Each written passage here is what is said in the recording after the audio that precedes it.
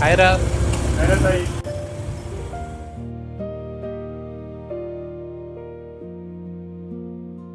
ఏంట్రా బాబు ప్రిపేర్ అయిపోతున్నావు? రేపు ఇంటర్వ్యూ కదరా. ఇంటర్వ్యూవా? పోస్ట్ పోన్ అయిందిరా రామానుజం? పోస్ట్ పోన్ అయిందా? నిజమా? మన వాట్సాప్ గ్రూప్ చూడరా, సోషల్ మీడియా ఫాలో అవుతూ ఉంటే రేట్లు వస్తూ ఉంటాయి.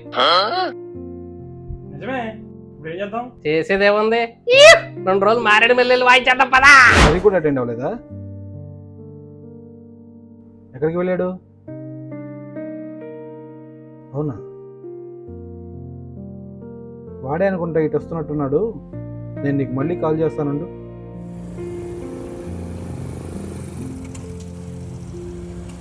Good morning sir. ఏంటి హరి, ఇంటర్వ్యూ అటెండ్ అయ్యావా?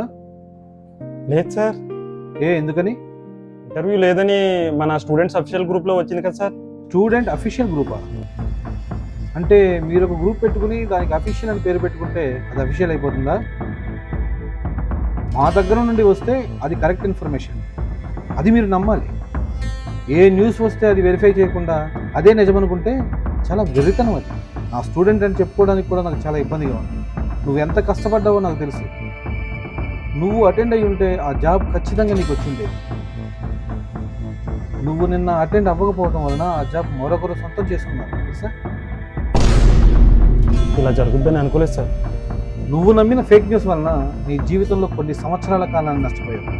చదువుకున్న విద్యార్థులు కూడా ఏది ఫేక్ న్యూసో ఏది ఫ్యాక్చువల్ న్యూసో వెరిఫై చేయకుండా ప్రవర్తించడం వలన, ఈ సోషల్ మీడియాలో వచ్చే అవాస్తవాలను నమ్మటం వలన మీ జీవితాల్లో మీరు ఎంత నష్టపోతున్నారో మీకు తెలియదు.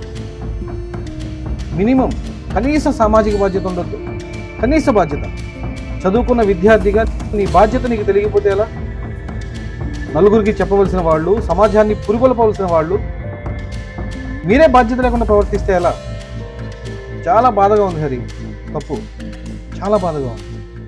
సార్, ఈ జాబ్ నాకు ఎంత ఇంపార్టెంటో మీకు తెలుసు. దీనికోసం ఎంత కష్టపడ్డానో మీకు తెలుసు. ఇది మా ఫ్యామిలీకి ఎంత ఇంపార్టెంటో మీకు తెలుసు. మీ చేతుల్లో అన్నీ ఉంటే చేయండి సార్. హెల్ప్ చేయండి sir. Please sir, please sir, ఏదో ఒకటి చేయండి సార్. మా ఫ్యామిలీ మొత్తం దీని మీద ఆధారపడి ఉంది sir. Please sir, please sir, please sir, ఏదో ఒకటి చేయండి సార్. ఏదో ఒకటి చేయండి sir, please sir. Sorry Hari, నేనేం చేయలేను. ఒక్క షేర్ చేసే ముందు ఒక్క నిమిషం ఆగండి. ఈ వార్త ఎక్కడి నుంచి వచ్చింది? ఎవరైనా నమ్మదగిన వారు చెప్పారా? ఏదైనా అధికారిక ఆధారం ఉందా? నేను పంపితే దానివల్ల ఎవరికైనా నష్టం జరుగుతుందా? ఈ 4 ప్రశ్నలు మిమ్మల్ని మీరు అడిగితే ఎంతో నష్టం ఆగిపోతుంది. మనం ఒక్క విషయం గుర్తుంచుకోవాలి. ఫేక్ న్యూస్కు మొదటి బలి నిజం, రెండో బలి నమ్మకం, మూడో బలి మనిషి జీవితం. మీ ఒక్క నిర్ణయం ఒక కుటుంబాన్ని కాపాడవచ్చు. మీ ఒక్క జాగ్రత్త ఒక నిర్దోషి జీవితాన్ని రక్షించవచ్చు. మీ ఒక్క బాధ్యత సమాజాన్ని మార్చవచ్చు. అందుకే ఫేక్ న్యూస్ని నమ్మకండి.